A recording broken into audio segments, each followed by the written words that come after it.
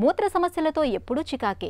మూత్రంలో మంట, అతిమూత్రం, మూత్రంపై అదుపు లేకపోవటం ఇవన్నీ పైకి చెప్పుకోలేని సమస్యలు కావడంతో అలాగే భరిస్తూ సతమతం అవుతూ ఉంటారు. నిజానికి ఈ సమస్యలకు చాలా వరకు మూత్రాశయంలో తలెత్తే సమస్యలే కారణంగా ఉంటాయి. ఇలాంటప్పుడు నిత్యం కొన్ని ప్రత్యేకమైన యోగాసనాలను సాధన చేయడం ద్వారా మంచి ఫలితం ఉంటుందని చెబుతారు నిపుణులు.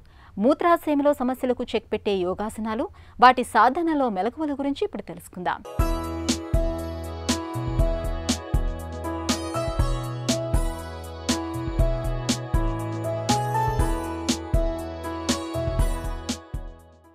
ఈనాటి కార్యక్రమంలో మనం బ్లాడర్ ప్రాబ్లమ్స్కి కొన్ని ప్రత్యేకమైనటువంటి ఆసనాలని, ముద్రల గురించి మనం తెలుసుకోబోతున్నాం. వయసు పెరిగే కొద్దీ ఈ బ్లాడర్ సమస్యలు అనేవి ఏర్పడుతూ ఉంటాయి. యూరిన్ ఎక్కువగా పోవడం, అదేవిధంగా మాటిమాటికి లేవడం, వాళ్ళకి చాలా ఇబ్బందిని కలిగించడం, తద్వారా నిద్ర చాలా డిస్టర్బ్ అవ్వడం, తద్వారా శరీరానికి సరైనటువంటి విశ్రాంతి లేకపోవడం, మానసికంగా శారీరకంగా చాలా అసహనంగా ఉండడం, చాలా ఇబ్బందికరంగా ఉంటుంది. మరి శరీరంలో ఇటువంటి వివిధమైనటువంటి సమస్యల్ని కొన్ని ప్రత్యేకమైనటువంటి యోగాసనాల ద్వారా ఏ విధంగా నయం చేసుకోవచ్చు అనేటటువంటిది యోగశాస్త్రం చెప్తుంది. కొన్ని ప్రత్యేకమైనటువంటి ఆసనాలను కనుక ప్రతిరోజు క్రమ పద్ధతిలో చేసినట్లయితే మరి సహజ సిద్ధంగా ఆయా సమస్యల్ని కంట్రోల్ చేసుకోవచ్చు, నయం చేసుకోవచ్చు అనేటటువంటి దాన్ని అనుభవపూర్వకంగా చూడవచ్చు. అందులో భాగంగా ఈరోజు మనం తెలుసుకోబోతున్నాం మలాసనం, విపరీతకరణి మరియు జలోదర నాసిక ముద్ర. వీటిని ఏ విధంగా చేయాలో చేసి చూద్దాం. ముందుగా మలాసనం, స్టాండింగ్ పోస్చర్లో పాదాలు రెండు జతలో ఉంచి స్ట్రైట్గా నిలబడిన తర్వాత రెండు పాదాలని ఒక 1 feet డిస్టెన్స్లో ఉంచుకోవాలి. రెండు కాలు పాదాలని ఒక 1 feet డిస్టెన్స్లో ఉండి ఇప్పుడు నిదానంగా కూర్చోవాలి. అదే పొజిషన్లో కూర్చొని రెండు చేతులు నమస్కార భంగిమలో ఉంచి రెండు చేతుల యొక్క మోచేతుల్ని రెండు మోకాళ్ళకి మధ్యలో ఉంచి నమస్కార భంగిమలో ఉన్నట్టుగా ఉంటుంది. వెన్ను స్ట్రైట్గా ఉంటుంది, లుక్ స్ట్రైట్గా ఉంటుంది. ఈ స్థితిలో స్థిరంగా ఉండాలి.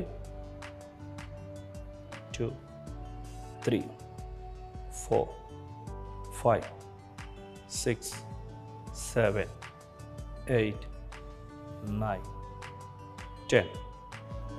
ఇప్పుడు ఈ ఆసనాన్ని రిలీజ్ చేసి యథాస్థానానికి రావాలి.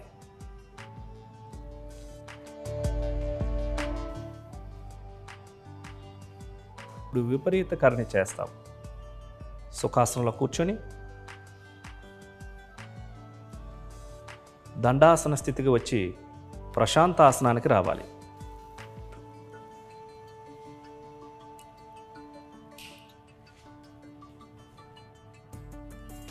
విపరీతకరణి, పాదాలు రెండు జతలో ఉంటాయి.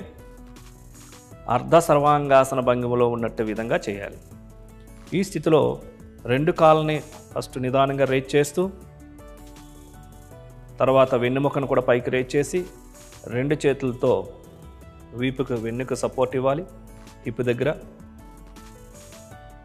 పూర్తిగా లేపకుండా సగం మాత్రమే వెన్నుని పైకి లేపి కాళ్ళు స్ట్రైట్గా ఉంచుకొని చేసేటటువంటి ఈ ఆసనాన్నే విపరీతకరణి అంటారు. ఆసన స్థితిలో స్థిరంగా ఉండాలి.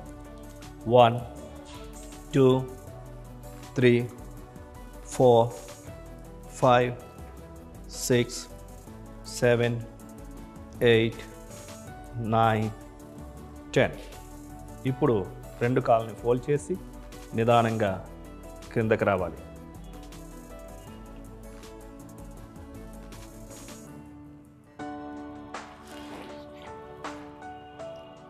ఇప్పుడు ఎడం ప్రక్క తిరిగి సుఖాసన భంగికి రావాలి. కుడి చేయి సపోర్ట్ తీసుకొని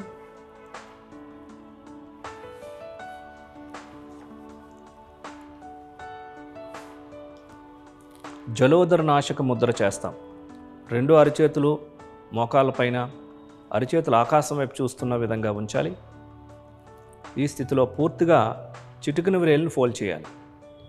చిటికెన వ్రేలు యొక్క చివరి భాగం దానికి స్ట్రైట్గా ఫోల్డ్ చేసి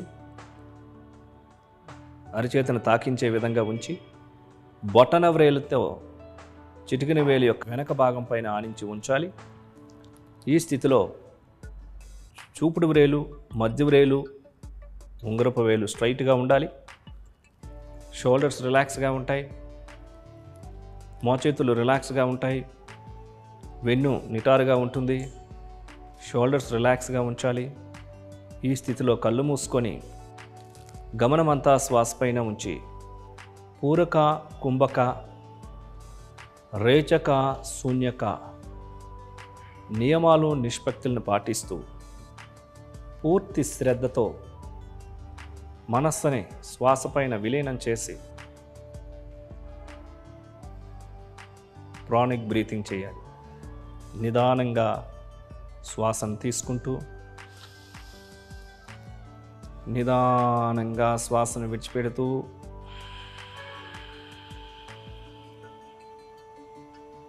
పూర్తిగా శ్వాసను తీసుకుంటూ పూర్తిగా శ్వాసను విడిచిపెడుతూ